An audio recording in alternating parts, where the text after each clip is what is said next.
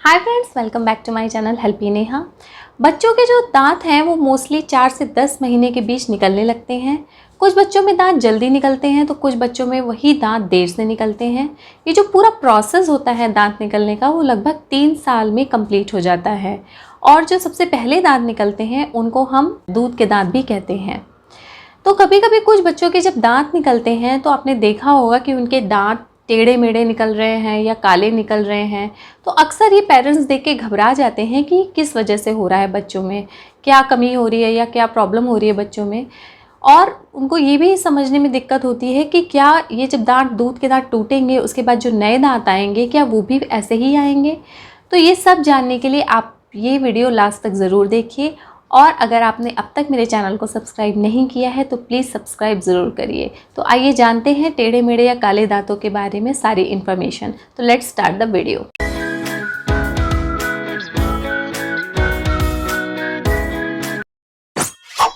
सबसे पहले तो हम जानते हैं कि इस तरह के जो दांत निकल रहे हैं इनके पीछे का कारण क्या है। कई बार बच्चों में कुछ गलत आदतों की वजह से या किसी आनुवंशिक कारण की वजह से भी दांतों का टेढ़ा मेढ़ा होना देखा गया है। या फिर कुछ बच्चे होते हैं जो बॉटल फीड नहीं छोड़ते हैं और बड़े होने तक बहुत लंबे समय तक भी बॉटल फीड का यूज़ करते रहते हैं। उससे उनके दांतों में कैविटीज़ आ जाती है और जो दांतों का शेप होता है वो चेंज हो जाता है। तो जब बच्चा थोड़ा बड़ा हो जाए तो उनको बॉटल फीड बहुत लंबे समय तक नहीं कराना चाहिए। इसके साथ जब मोस्टली जब पेरेंट्स बच्चों के जब दांत निकलते हैं तो उनको टीथर दे देते हैं। तो 3 साल की एज से ज़्यादा भी जो बच्चे टीथर का इस्तेमाल करते हैं या उनके साथ खेलते हैं, अपने मुंह में डाले रहते हैं, उसकी वजह से भी दांत जो होते हैं वो टेढ़े मेढ़े या काले हो सकते हैं। अगर कभी बच्चे के चेहरे पे चोट लग गई हो तो उसकी वजह से भी जो बच्चे के फेस का जो जॉ होता है यानी कि जो जबड़ा होता है, जो शेप होता है वो भी प्रभावित हो जाता है। और इसकी वजह से जो बच्चों के दांत निकलते हैं वो भी टेढ़े मेढ़े निकलते हैं।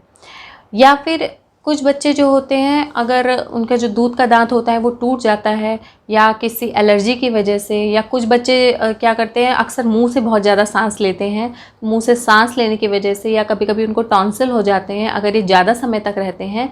तो इन सब कारणों से भी बच्चों के जो दांत होते हैं वो टेढ़े मेढ़े निकलने लगते हैं।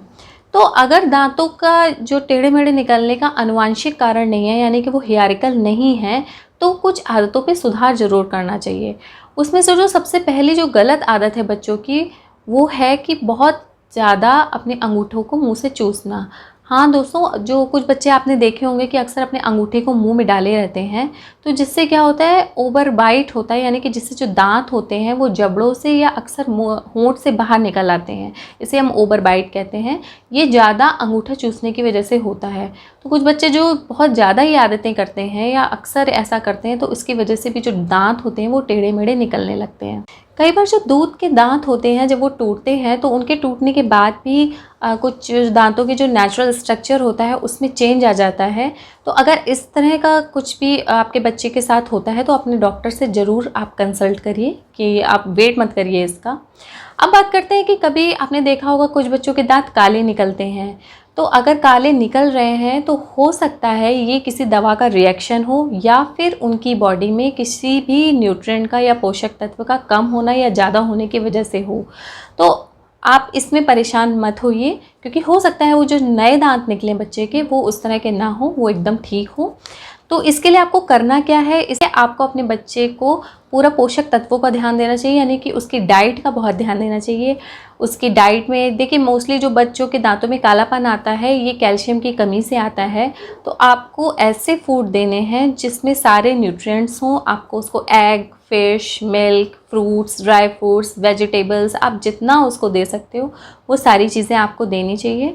और ये सब आप तभी दे सकते हो जब बच्चा 1 महीने से ऊपर हो यानी कि जब वो सॉलिड लेना शुरू करे।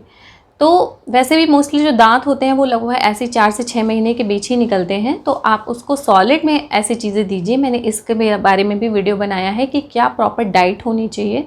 तो अगर उसकी डाइट अच्छी होगी, उसको सारे पोषक तत्व मिलेंगे, तो आई होप जो उसके नए दांत बच्चे के आएंगे वो इस तरह से नहीं आएंगे और अच्छे दांत निकलेंगे, हेल्दी टीथ उसके निकलेंगे। हाँ, तो आइए अब जानते हैं कि हम अपने दांत को कैसे हेल्दी टीथ बना सकते हैं या हम घर पे ऐसी क्या क्या चीज़ें करें जिससे हमारे बच्चे के दांत अच्छे तरीके से निकलें।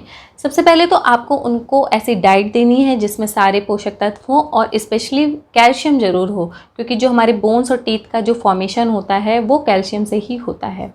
उसके बाद अगर बच्चा छोटा है और आप अगर उसे दूध पिलाते हो तो दूध पिलाने के बाद आप उसे एक बार पानी ज़रूर पिलाइए, पानी पिलाकर ही आप उसको सुलाइए। और बच्चे को अगर वो अंगूठा चूसता है तो उसे मना करिए कि वो इस तरह से ना करे, ताकि उसके दांत टेढ़े मेढ़े ना निकलें।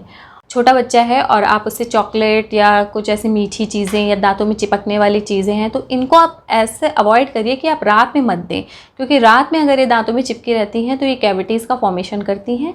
तो आप कोशिश करिए कि रात में आप ये सारी चीज़ें ना दीजिए। बच्चों को रात में ब्रश ज़रूर करवाइए और ब्रश कराने के साथ साथ बच्चों का सही पैटर्न में ब्रश करना बहुत ज़रूरी है कि उसको पैटर्न बताइए कि दांतों के हर तरफ से ब्रश करना चाहिए और अपने सामने ही उनको ब्रश कराइए।